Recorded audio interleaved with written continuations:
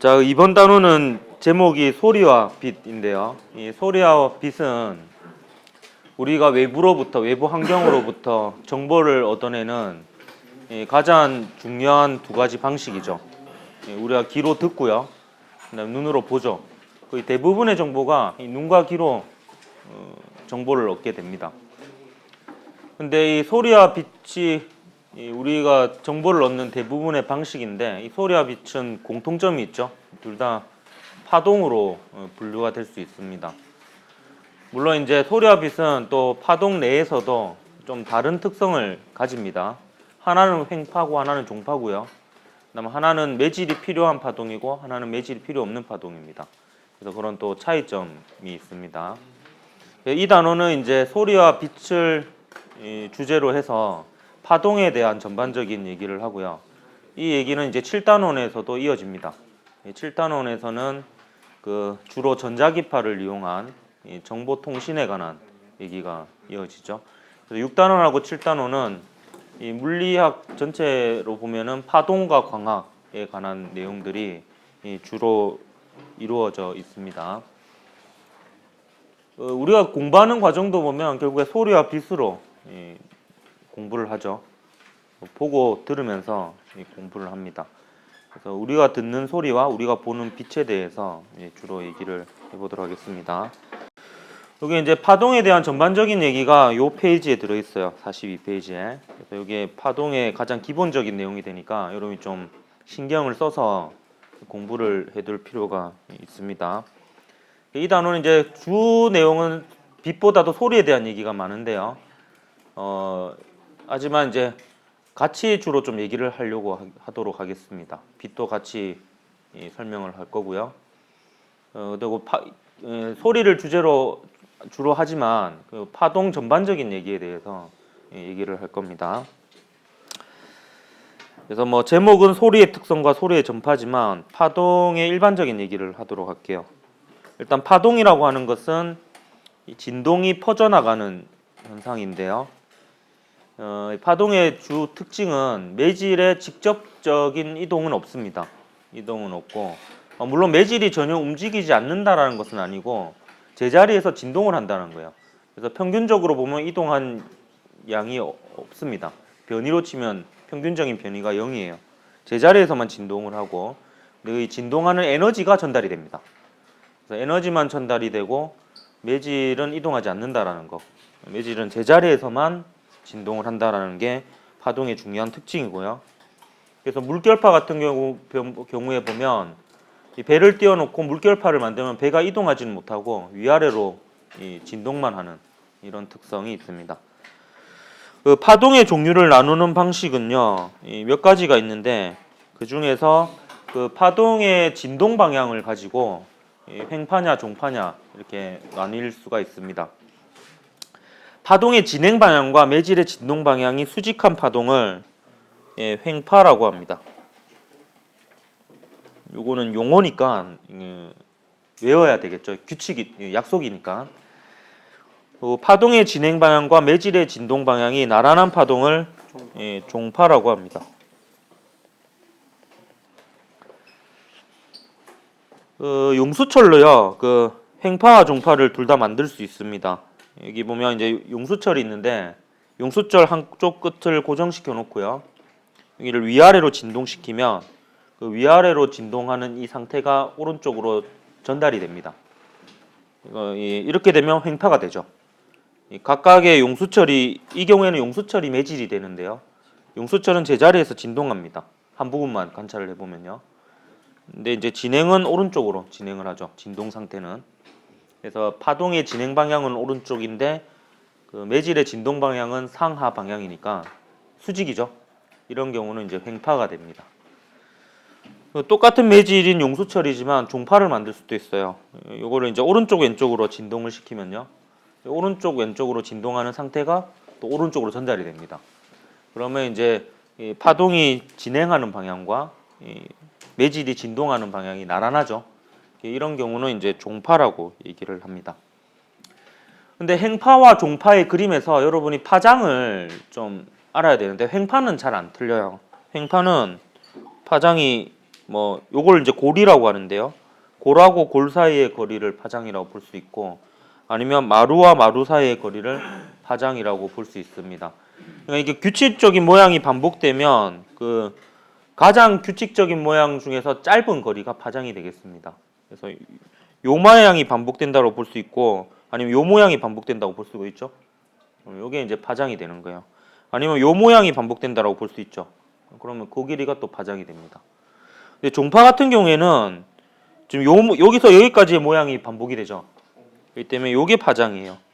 그런데 무슨 근거로 그렇게 하는지 모르겠는데 여기서부터 여기까지를 파장이라고 잘못 알고 있는 경우가 종종 있더라고요. 근데 이걸 물어보니까 저만 그렇게 생각한 것 같기도 하고 옛날에 뭔가 이상하게 헷갈렸어요. 근데 그냥 단순하게 생각하면 돼요. 그냥 규칙적인 모양이 반복되면 그 규칙적인 모양 중에서 제일 작은 단위 있죠. 그 길이가 파장이 됩니다.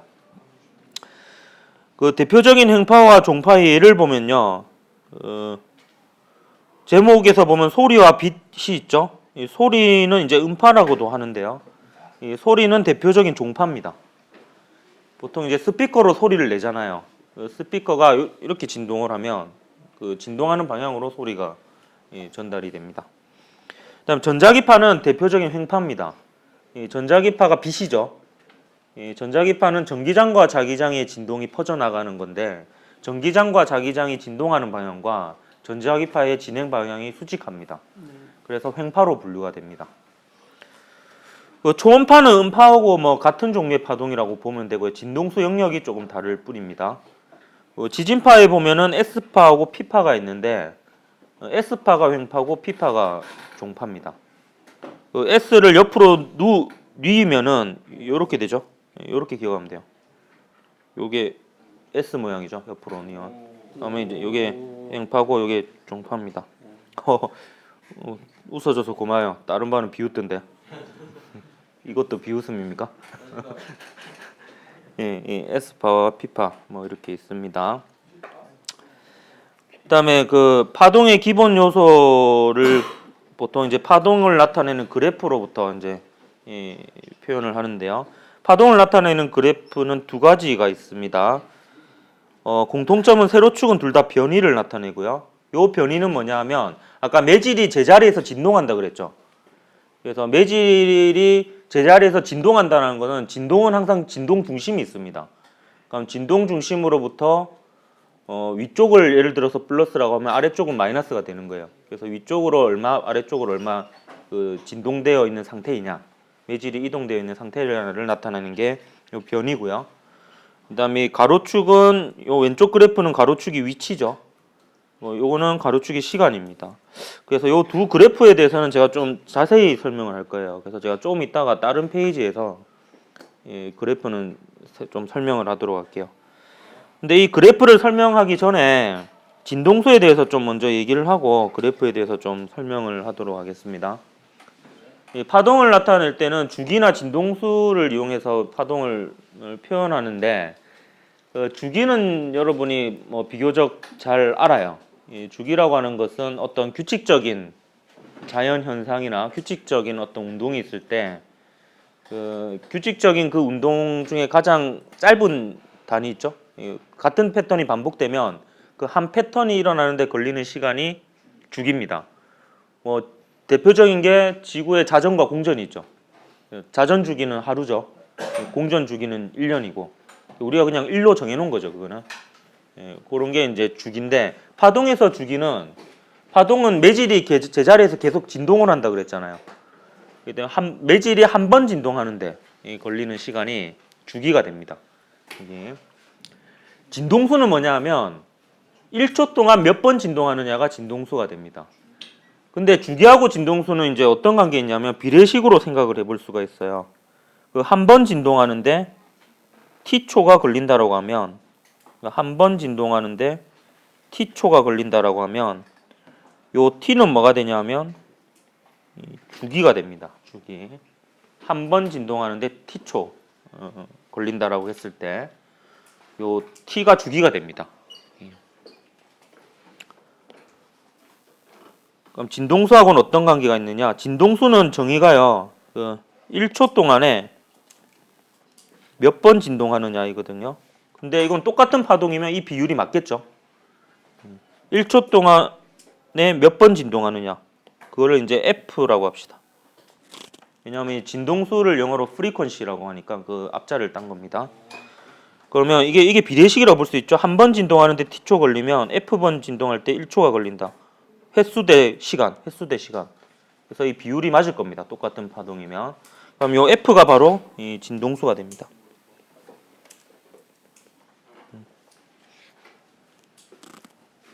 그럼 연습을 해보면 1초에 한 번 진동하면은 주기가 1초죠. 집어넣으면 F가 1이 되죠. 그럼 만약에 주기가 0.5초로 갑시다. 그러니까 한 번 진동하는데 0.5초가 걸려요. 그럼 1초 동안에 몇 번 진동해요? 두 번 진동하는 거죠. 자, 한 번 진동하는데 0.2초가 걸려요. 그럼 1초 동안에 몇 번 진동하겠어요? 5번 진동하는 겁니다. 이제 요게 이제 진동수입니다. 자, 진동수는요, 단위가 헤르츠인데요. 사람 이름입니다. 과학자 이름이고요. 이 전자기파 연구에 많은 공헌을 해서 이 주파수의 진동수를 주파수라고도 합니다. 그래서 이 주파수의 단위로 헤르츠를 쓰고요. 이게 기초 단위로 보면은 이 단위가 초분의 1입니다. 예. 기초 단위로 치면 초분의 1이에요. 왜냐하면 초는 단위로 인정을 하는데 물리에서 횟수는 단위로 인정하지 않습니다. 횟수는 단위가 아니에요. 한 번, 두 번 이런 거는 단위가 아니에요. 그래서 이게 기초 단위로 치면 초당 횟수 혹은 초분의 1. 요게 이제 헤르츠입니다. 헤르츠. 여러분 뭐 매번 비례식으로 이렇게 생각할 수는 없으니까 공식으로 치면은 꼴을 이렇게 기억을 하도록 하십시오. 진동수는 주기분의 1이죠. 역수관계에 있습니다. 기억은 이렇게 하면 되겠습니다. 주기분의 1, 시간분의 1이니까 단위가 초분의 1이 되겠죠. 그 파동을 나타낼 때는 주기보다는 진동수로 나타내는 경우가 좀 더 많아요. 그렇기 때문에 여러분 진동수하고 주기의 관계 그리고 진동수의 정의를 여러분이 잘 알아두십시오. 1초 동안에 몇 번 진동하느냐가 이 진동수입니다. 자, 그러면 요 그래프에 대해서 좀 설명을 하고 하도록 할게요. 제가 1시간 동안 고민해서 만든 화면입니다. 움직여요. 내 마음대로. 자, 우리 지금 소리에 대해서 얘기하고 있지만 좀 소리는 종파니까 그림으로 표현하기가 좀 어려워요. 그래서 그 횡파를 가지고 파동의 두 그래프를 좀 설명을 하도록 하겠습니다. 그래서 요거를요 용수철이라고 생각하고요. 요 끝에를 지금 뭐 중간에 끊어서 그린 겁니다. 이 끝에가 뭐 이렇게 고정되어 있거나 이렇게 있고 여기 위아래로 진동을 시킨다고 합시다. 여기를 위아래로 진동시키면 여기가 파원이 됩니다. 파원이 되고 그럼 요 진동 상태가 오른쪽으로 전달이 되는 거예요. 그러니까 파동이 이렇게 진행한다고 볼 수 있겠죠. 근데 요 진행하는 건 사실 에너지고요. 실제로는 매질은 제자리에서 진동하는 겁니다. 그러니까 여기서 바라보면요. 요 화면만 바라보면요.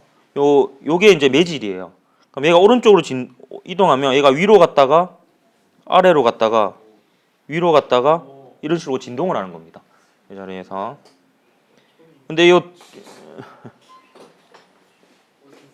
네, 여기서 보면 이 용어를 또 몇 가지 먼저 얘기하고 시작을 할 건데 요 모양을 일단 보면요. 요 위로 볼록한 부분들 있죠.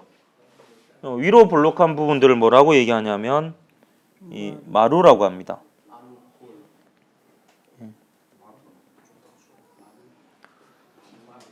산마루 할 때 그 마루하고 같은 표현이라고 보면 되겠고요. 그 산마루하고 산마루 사이, 산하고 산 사이를 골짜기라고 하죠. 그래서 요거를 골이라고 합니다. 이거를 골이라고 해요. 골짜기 할 때 그 골이라고 볼 수 있죠. 그 다음에 요 마루하고 마루 사이의 거리가 뭐였죠? 예, 거리가 파장이었죠. 보통 파장은 그리스어 람다로 보통 이렇게 나타냅니다. 그래서 여기 이제 파장이 되겠고요. 그다음 진폭이라는 개념이 있는데 진폭은 뭐냐면 요게 이제 진동 중심이 되거든요. 이 진동 중심에서 최대 변이까지의 거리가 진폭입니다. 요게 진폭이에요. 요게 진폭이 되겠죠. 요게 진폭이 아니고요. 요게 진폭입니다. 요게 진폭이에요. 네. 네, 전체의 절반입니다. 그러면 이제 요 그래프는 뭐가 되냐면요. 같이 움직이네요. 잘 그려졌습니다. 자, 요 그래프를 보면요. 이 가로축이 위치고 세로축이 변이죠. 요 그래프는 뭐냐면 그냥 이걸 사진으로 찍은 거예요. 특정 순간을. 이 순간에 사진을 딱 찍습니다. 그래서 왼쪽 그래프는 사진이에요.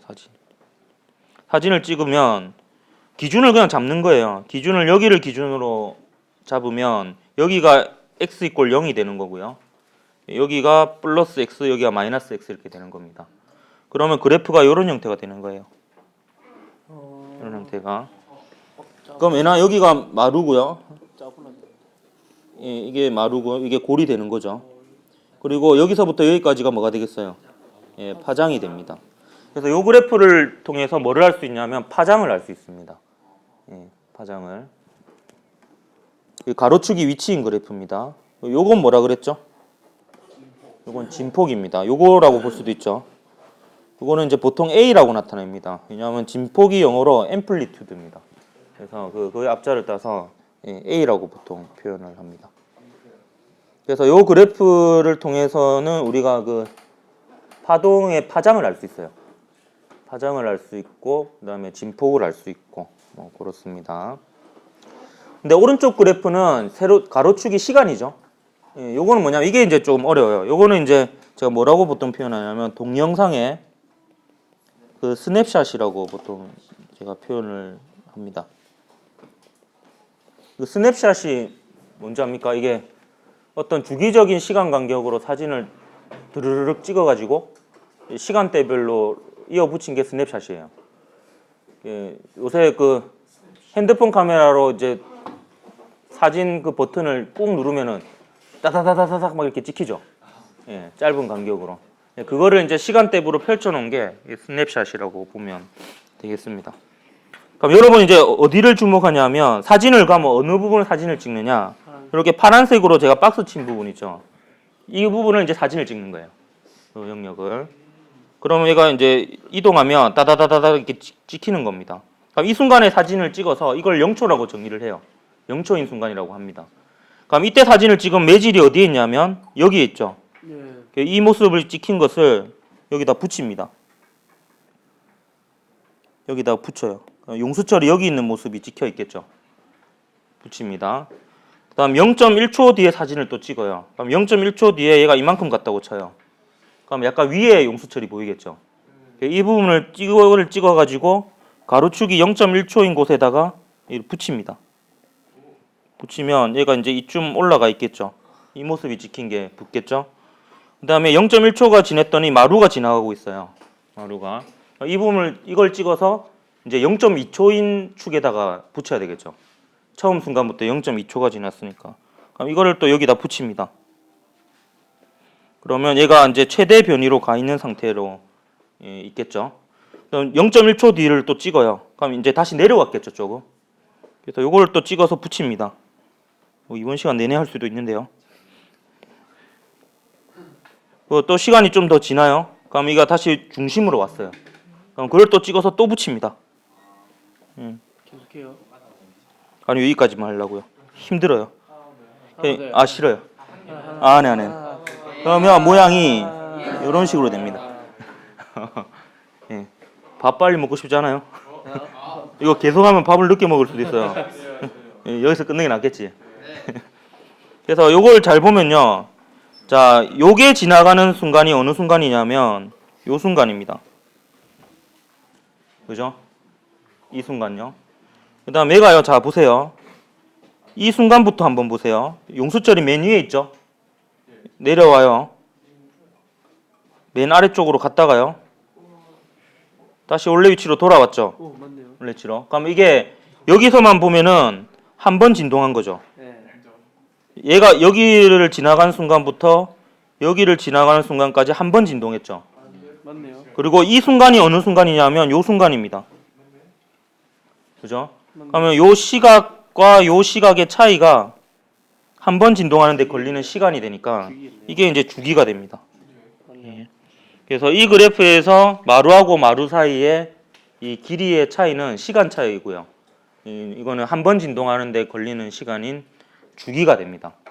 그래서 요 그래프로는 이제 이 파동의 주기, 진동수를 알 수가 있습니다. 주기를 알면 진동수를 아는 셈이죠. 예, 진동수는 주기의 역수니까 이렇게 됩니다. 그 다음에 또 여기서 하나 더 얘기할 거는 자 보세요.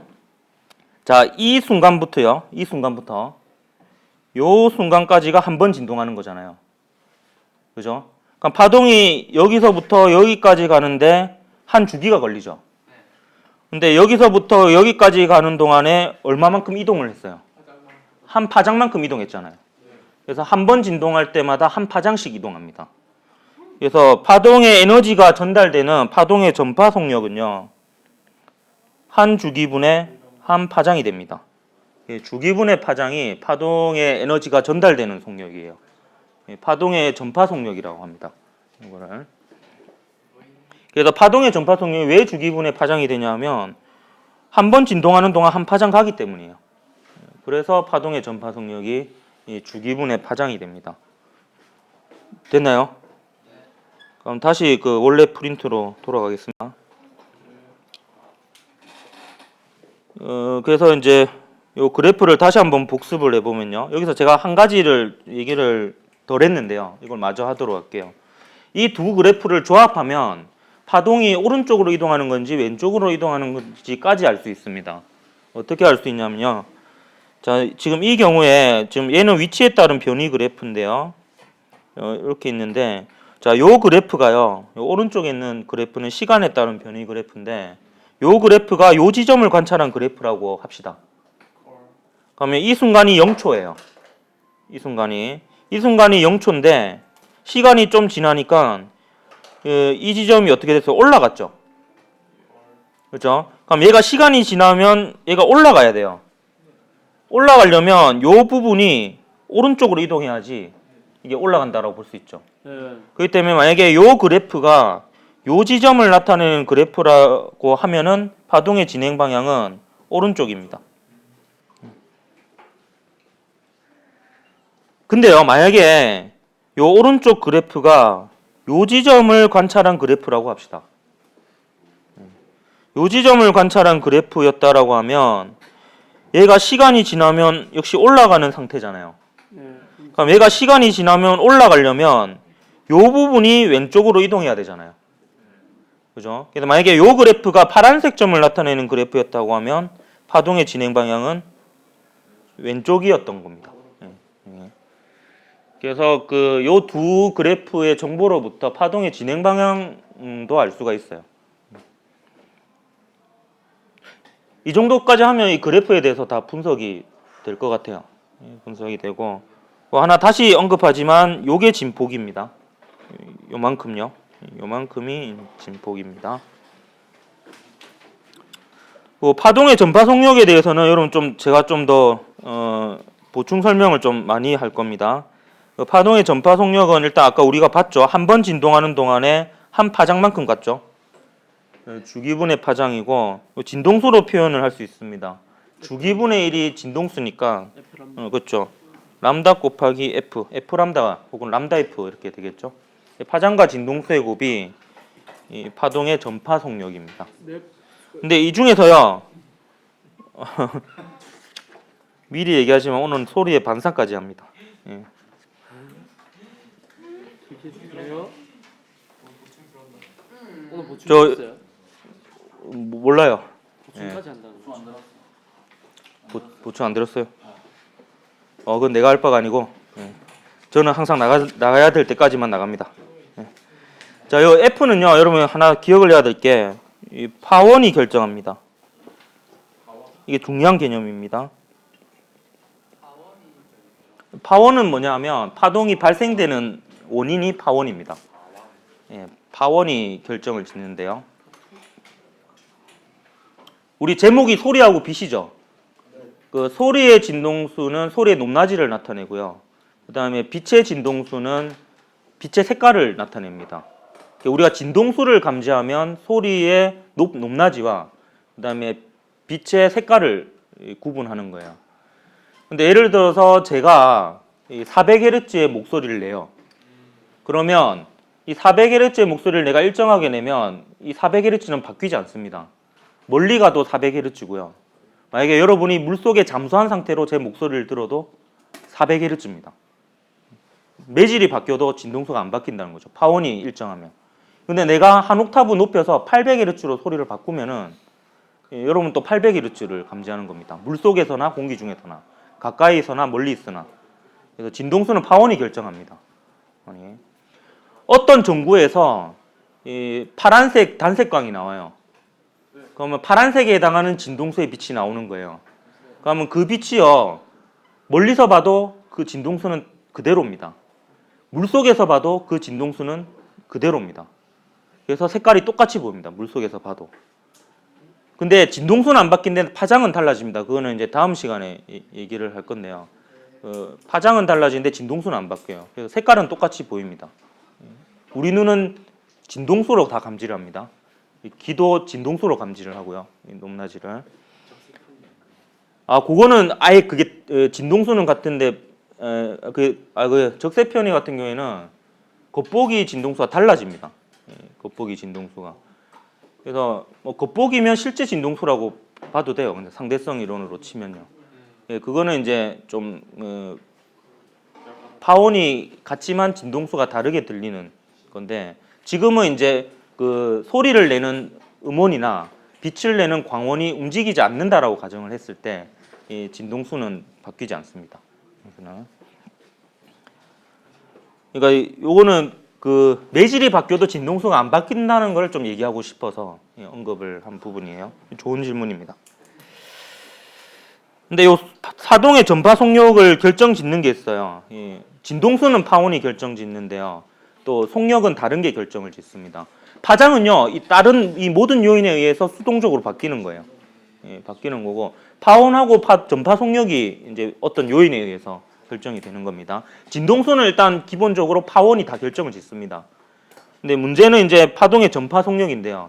근데 파동의 전파 속력은 좀 복잡해요. 아까 제가 소리하고 빛이 하나는 매질이 필요하고 하나는 매질이 필요 없는 파동이라고 그랬잖아요. 이런 식으로 파동을 구분할 수 있습니다. 근데 이거는 기억하기 쉬워요. 전자기파, 빛을 제외한 모든 파동은 매질이 필요합니다. 전자기파만 매질이 필요 없어요.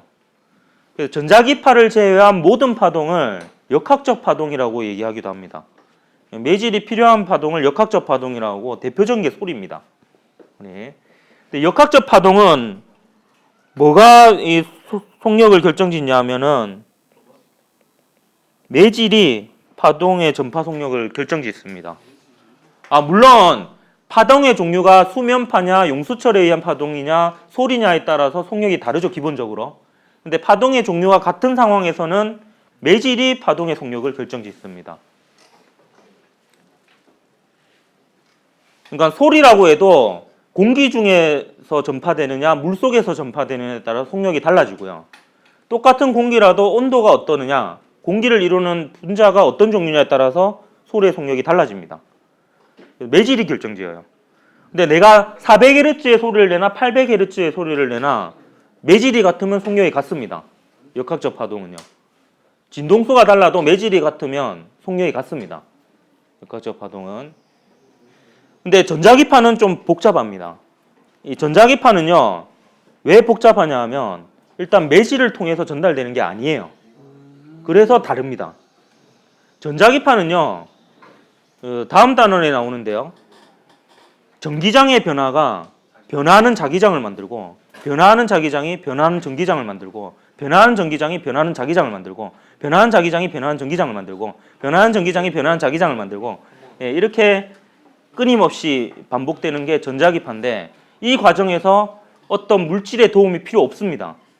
오히려 이렇게 전달되는 과정에서 어떤 물질이 중간에 끼어 있으면 이 변화를 방해하게 됩니다. 그래서 빛은 기본적으로 아무것도 없는 진공에서 제일 잘 전달돼요. 그래서 진공에서 빛의 속력이 가장 빠릅니다. 어떤 물질 속에 들어가면 무조건 빛의 속력은 느려져요. 그러니까 그 물질이 매질이 아닌 거예요. 빛의 입장에서는. 방해하는 물질입니다. 진행하는데. 근데 진공에서는 빛의 진동수와 관계없이 속력이 다 똑같습니다. 왜냐하면 전부 다 방해를 안 받기 때문이에요. 그러니까 빨간색 빛이든 파란색 빛이든 속력이 똑같아요. 진공에서는. 왜냐하면 똑같이 방해를 안 받기 때문입니다.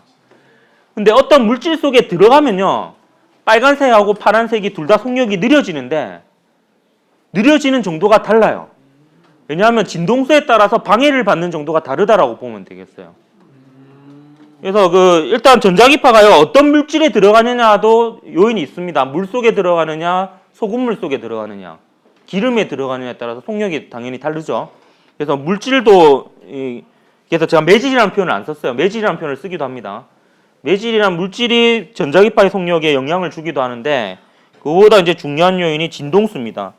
전자기파는 어떤 물질 속에서는 진동수에 따라서 속력이 다릅니다. 진동수가 클수록 속력이 더 느려집니다. 빨간색하고 파란색이 진공에서의 속력은 똑같습니다. 그런데 어떤 프리즘 속에 들어갔을 때 빨간색보다 파란색이 더 많이 느려집니다. 빨간색도 느려지고 파란색도 느려지는데 파란색이 더 많이 느려져요. 그러니까 프리즘 안에서는 빨간색보다 파란색이 속력이 더 느립니다. 근데 진공에서는 속력이 똑같고요. 그래서 이게 이제 여러분이 좀 헷갈릴 수 있는 부분이에요. 그래서 요거를 여러분이 좀 혼자 다시 한번 정리를 잘 하세요. 그래서 역학적 파동이냐 전자기파냐에 따라서 좀 속력에 관한 관념이 좀 다릅니다. 기본 원리는 역학적 파동은 매질을 통해서 전달되기 때문에 매질에 의해서 결정이 됩니다. 속력이. 근데 전자기파는 매질이 원래 필요 없었던 거예요. 그렇기 때문에 매질이 방해가 된다라고 생각하면 되겠고 진동수에 따라서 방해하는 정도가 달라집니다. 약간 이런 느낌을 가지면 돼요. 진동수가 크다는 건 빨리 진동하는 거잖아요. 더 잘 부딪힌다. 약간 이런 느낌을 가지면 되겠어요. 방해를 더 많이 받아요. 진동수가 크면. 그래서 더 많이 느려진다. 뭐 이런 느낌을 가지면 되겠습니다. 그리고 전자기 유도에서도 보면 움직임이 빠르거나 이럴수록 방해도 더 많이 받잖아요. 방해하는 방향으로 전기력을 받잖아요. 움직임을 방해하는 방향으로. 약간 그런 정확한 개념은 아닌데 약간 그런 느낌으로 기억을 하면 진동수가 큰 녀석이 더 많이 느려진다라는 것을 좀 기억을 하기가 쉬울 겁니다. 이렇게 여러분 파동의 전파 속력은 소리만 따로 했다가 나중에 전자기파 따로 하고 이러면 헷갈리거든요. 그래서 한번 같이 묶어서 설명을 했습니다. 소리의 속력에 대해서 조금 더 얘기하고 마치도록 할게요. 반사까지 하고요. 아까 소리 같은 경우는 대표적인 매질을 통한 역학적 파동이죠. 그래서 매질의 상태나 종류에 따라서 소리의 속력이 다릅니다. 일단 기본적으로 고체, 액체, 기체에서의 소리의 속력을 비교해 보면 고체에서 속력이 가장 빨라요. 그 다음에 기체보다는 액체가 빨라요. 이거는 무조건입니다. 물질의 종류하고 관계없이요. 왜냐하면 이게 분자 간의 거리를 생각해 보면요. 고체가 분자 간의 거리가 가장 가깝잖아요. 근데 역학적 파동이 뭐예요? 결국 매질을 통해서 에너지가 전달된 겁니다. 그러니까 매질을 이루는 분자가 가까이 있으면 에너지를 빨리빨리 전달할 수가 있는 거예요. 그렇기 때문에 고체에서의 속력이 가장 빠릅니다. 근데 기체는 또 다른 요인에 의해서 영향이 좀 큽니다. 왜냐하면 고체하고 액체와 다르게는 기체는 분자 간의 거리가 획기적으로 멉니다. 기체는요. 그렇기 때문에 기체는 기본적으로 여러분 이렇게 생각을 하면 되겠어요. 기체 분자의 속력이 빠른 상황에서 소리의 전달 속력도 빨라집니다. 그럼 어떻게 돼야 되냐면 온도가 높을수록 분자량이 작을수록 기체 분자의 평균 속력이 빨라져요. 요거는 여러분 이 식을 기억하면 되겠어요. 이건 기체 분자 한 개의 운동 에너지가 2분의 1 mv 제곱인데요. 요것은 절대 온도에 비례합니다. 이거는 또 나중 연력학 쪽에서 또 물리에서도 나옵니다. 그럼 여기서 생각을 해보면 결국에 얘가 빨라지는 상황이 기체 분자의 속도가 평균적으로 빠르면 에너지도 빨리빨리 전달을 해요. 얘가 빨라지는 상황을 생각해 보면 똑같은 공기 분자면은 질량이 똑같겠죠? 공기 분자들이 기체 분자들이요. 그러면 온도가 클수록 속력이 빠릅니다. 기체 분자의 속력이 빨라요. 그러면 똑같은 온도면은 기체 분자의 질량이 작은 녀석이 속력이 빠르겠죠. 예. 그러면 소리의 에너지를 빨리빨리 전달할 수가 있습니다. 그래서 이렇게 기억을 하면 이제 그냥 외우는 것보다는 조금 느낌을 가지고 외울 수 있을 것 같아요. 그래서 기체의 경우에는 온도가 높을수록 분자량이 작을수록 빠르다라는 거 이런 좀 기억을 하면 되겠고요. 참고로 일반적으로 상온에서 그 소리의 속력은 공기 중에서요 한 초당 340m 정도 됩니다. 그것도 뭐 상식적으로 뭐 알아두면 괜찮을 것 같아요. 드디어. 그다음에 이제 소리의 반사. 제목은 소리의 반사지만 일반적인 파동의 반사가 다 똑같습니다. 빛의 반사라든지 또 물결파의 반사 다 똑같은데요. 요게 이제 반사면인데요. 요거 거울이라고 생각해도 되겠고요. 공기하고 물 이런 것처럼 매질의 경계면이라고 생각을 해도 되겠습니다. 요걸 이제 반사면이라고 할게요. 혹은 매질의 경계면인데요. 그래서 여러분 한 가지 개념을 알아야 되는데 요 매질의 경계면이나 이 거울하고 이 수직인 가상의 선을 이 법선이라고 그럽니다.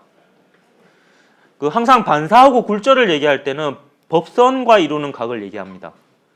그러니까 파동이 이동하는 경로하고 법선과 이루는 각이 그걸로 각도를 가지고 얘기를 해요. 그래서 이렇게 빛이 반사된다고 하면 입사되는 입사되는 파동의 경로와 법선 간의 각이 입사각입니다. 그리고 반사되는 파동의 경로와 이 법선 사이의 각도가 이 반사각이 되는 거예요. 반사의 법칙은 항상 이 두 개가 같다라는 게 반사의 법칙입니다. 뭐 간단하죠.